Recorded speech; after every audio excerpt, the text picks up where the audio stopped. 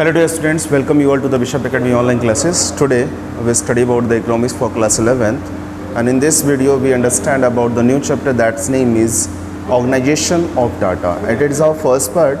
In this video, first of all we understand about the what type of things we can understand here. क्या क्या चीज़ें हमारे learning objective में इसमें आती हैं चैप्टर में. तो पहला इंट्रोडक्शन होगा डेटा ऑर्गेनाइजेशन ऑफ डेटा के बारे में, then after the meaning and definition of the classification, and after that the objective classification, method of classification, variables, statistical series, individual series, after that the discrete series, and then continuous series, type of the continuous series, and the vibrate frequencies distribution, after that the general rules for the construction of the frequency distribution. तो ये हमारे topic हैं जो हम इस video में मतलब इस चैप्टर में अंडरस्टैंड करेंगे. फ़िलहाल आज के इस वीडियो में हम पहले से अंडरस्टैंड करेंगे इसका जो हमारा टॉपिक है introduction, and after that the meaning and definition of classification. उसके साथ साथ ऑब्जेक्टिव ऑफ क्लासिफिकेशन के बारे में भी पढ़ने का काम करेंगे. तो सबसे पहले हम स्टार्ट करते हैं इंट्रोडक्शन. तो data collected is the usually very voluminous and the large in quantity. अगर डाटा की देखते हैं बात है तो डाटा जो हम कलेक्ट करते हैं तो बहुत यूजफुल, यानी कि अपने ऑब्जेक्टिव को फोकस करते हुए जो हम डाटा को कलेक्ट करते हैं वो बहुत ही बड़ी क्वांटिटी में होता है. And the such they are not fit for analyse और इंटरप्रिटेशन. लेकिन जब ज़्यादा डाटा होता है तो उसको इंटरप्रेट करना आसान नहीं होता, यानी कि जब ज़्यादा डाटा होगा तो उसको सेम मैनर्स में समझना या उसको इंटरप्रेट करना आसान नहीं होगा. Hence the first step after the collecting data to classified it. तो सबसे पहला स्टेप जो होता है डाटा को कलेक्ट करने के बाद वो क्या होता है, उसको क्लासीफाई करने का काम होता है. यानी कि इंट्रोडक्शन में अगर देखें तो डेटा ऑर्गेनाइजेशन का सबसे जो रिक्वायरमेंट क्या होता है कि डेटा का जो कंडीशन होता है वो बहुत ही ज़्यादा होता है, और ज़्यादा कंडीशन होने की सिचुएशन में हम उसको उस वे ऑफ मैनर्स में अंडरस्टैंड नहीं कर सकते, इसलिए उसको हमें क्लासीफाई करने की ज़रूरत पड़ती है. The purpose of classification raw data is to bring the order in them so that they can be the subject to the future statistical analysis easily. Normally अगर देखिए तो जैसे purpose of classifying the data raw data को classify करने का जो main purpose था bring जो ऑर्डर, उसको क्या एक ऑर्डर या सिस्टमैटिक मैनर्स में ले आना, जिससे स्टैटिकली अगर देखिए तो फ्यूचर में सब्जेक्ट मैटर को फोकस करते हुए जिस मैटर पे हमने काम किया है उस मैटर को फोकस करते हुए फ्यूचर में हम उसको आसानी से एनालाइज कर सकें. In order to present the collected data in the comparable from it's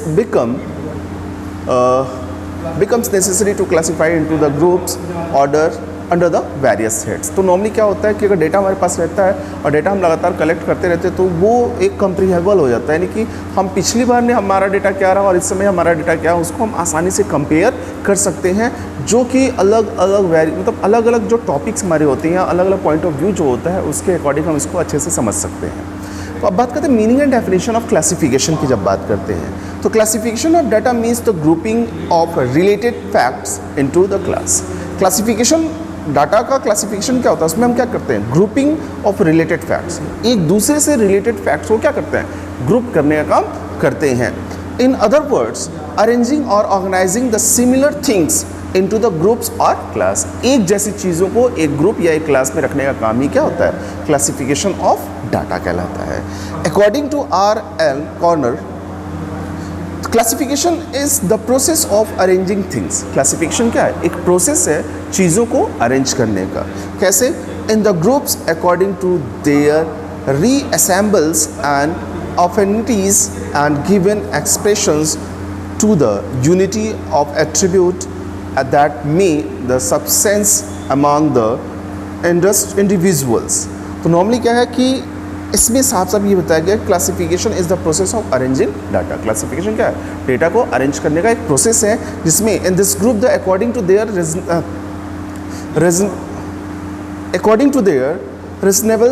responsibilities कह लीजिए, रिजनेबल्स कह लीजिए, अफेयरनिटीज़, यानी कि जैसी उसकी ज़रूरत होती है, जैसा उसका अफेयर होता है अपने डाटा को रिलेटेड उसके according, and give the expensive to their unity, और जिस यूनिटी से वो उसको एक्सपेंशन देने के पर्पज़ पे हम क्या करते हैं डेटा को कलेक्ट करने का काम करते हैं. ओवरऑल हमारा जो डेटा कलेक्शन होता है वो बहुत बड़ा होता है, उसको सही तरीके से समझने के लिए उसको क्लासीफाई करना ज़रूरी होता है. अब हम बात करते हैं अकॉर्डिंग टू स्क्रिप्ट्स की बात करें तो classification of data is the process of arranging the data into the sequence according to their common characteristics or the separating them into the different but related parts. Normally यहाँ साफ साफ कहा गया कि क्लासिफिकेशन और the process of arranging data, जो क्या होता है जिसमें हम क्या करते हैं सीक्वेंस, उसको एक सीक्वेंस में रखते हैं according to their common characters, या जिस कैरेक्टर्स का होता है उसके अकॉर्डिंग या सेपरेट उसको करते हैं into the different part but related, अलग अलग पार्ट में उसको सेपरेट करते हैं, लेकिन वो सारी चीज़ें क्या होती हैं, रिलेटेड होती हैं। जैसे बाकी की बात करते हैं, ऑब्जेक्टिव ऑफ क्लासिफिकेशन की अगर बात करें तो इसका ऑब्जेक्टिव क्या है, तो नॉर्मली मेन ऑब्जेक्टिव क्या है, to arrange the present huge volume of अनवाइडली raw data in condensed and the meaningful form so that it is used understandable to the user। तो नॉर्मली क्या होता है कि हम डेटा को अरेंज करते हैं, क्योंकि ये क्या करता है एक बहुत बड़ा ह्यूज पार्ट को रिप्रेजेंट करने का काम करता है, बहुत ही बड़ा रॉ मटेरियल होता है, ताकि हम उसको अच्छे से समझ सकें, यूज़र उसको आसानी से समझ सके। इस पर्पज़ पे क्या करता है वो डेटा को क्लासीफाई करने का काम करता है। दूसरी चीज़ the facilitate the meaningful comparison of the data.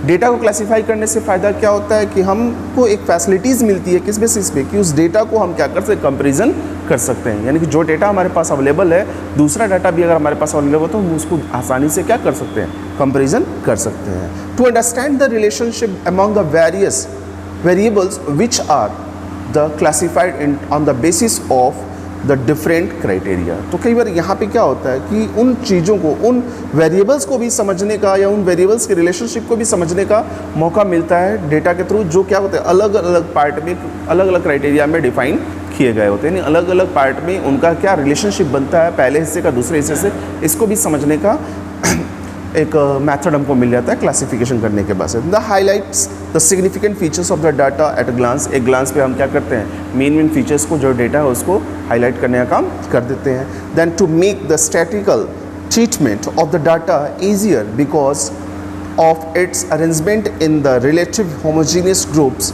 Based on the certain criteria. ये क्या करता है, डेटा के ट्रीटमेंट को आसान बना देता है। क्यों? क्योंकि हम क्या करते हैं, एक जैसे डेटा को अंडरस्टैंड करने का काम करते हैं। तो ये इसका ऑब्जेक्टिव ऑफ क्लासिफिकेशन रहा।